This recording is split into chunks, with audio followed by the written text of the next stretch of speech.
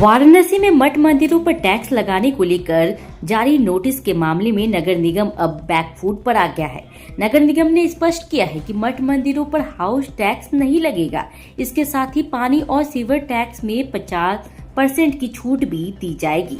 नगर निगम अधिकारियों के अनुसार नगर निगम अधिनियम की धारा 175 और 177 के तहत मठ मंदिरों पर किसी प्रकार का टैक्स नहीं लगाया जाएगा।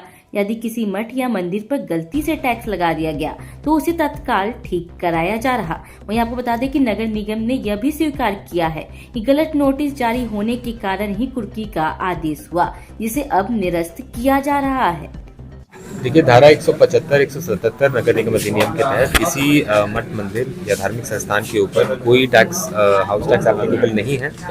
ये रूटी वर्ष अगर कहीं गया है उसे तत्काल ठीक कराया जा रहा है। और ये चूंकि नगर निगम में बिलिंग प्रणाली में थोड़ा परिवर्तन हुआ था, इस वजह से ये रूटी बीच में आई है।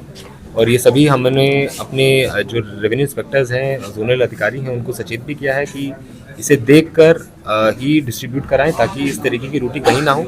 और कहीं अगर कोई रूटी हुई है तो उसे तत्काल अगर संज्ञान में लाया जा रहा है उसी दिन ठीक करा दिया जाएगा। कुर्की के भी आदेश दिए गए हैं? कोई ऐसा कुर्की का आदेश कतई नहीं होगा। डिमांड नोटिस हैं ये, और डिमांड नोटिस के बाद कोई कार्रवाई होती है। और ये चूंकि नोटिस ही गलत है, इसे ठीक कराया जाएगा, तो कुर्की की बात कोई लागू ही नहीं होती। जलकल और सीवर टैक्स पर भी आपको छूट देने की बात कर रहे हैं। जी, जो एक 2010 का जियो है उसमें जो रिलीजियस चैरिटेबल इंस्टीट्यूशंस हैं उनके ऊपर 50% छूट जलकल और सीवेज टैक्स की रखी गई है, वो लागू है।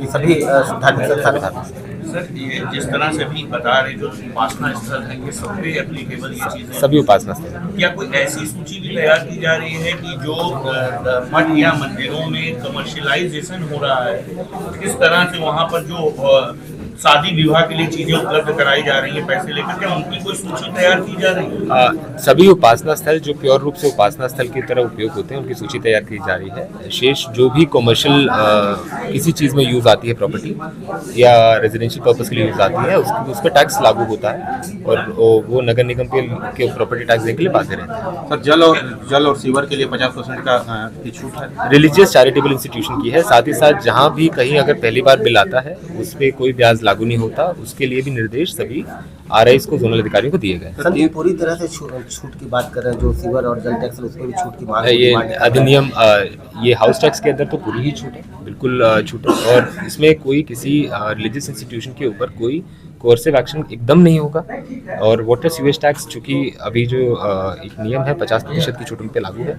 शेष ये केस टू केस बेसिस पे देखा जाएगा। सर, 3 से 4 लाख तक बिल जिसकी आ गई है उसको किस तरह से क्या कुछ नहीं, एक बार अगर आप उसके इस तरीके के अगर कहीं गलत बिल लगता है उसको नोटिस में लाया जाएगा, उसके पुराने बकाया अगर जमा उसको देख के ठीक करा दिया जाएगा। ये हर जगह नगर निगम के हर वार्ड में कैंप लगातार किए जा रहे हैं और जिसमें बिल ठीक करने की कार्रवाई की जा रही है। सर, अब तक कमर्शियल को लेकर कोई लिस्टिंग हुई है?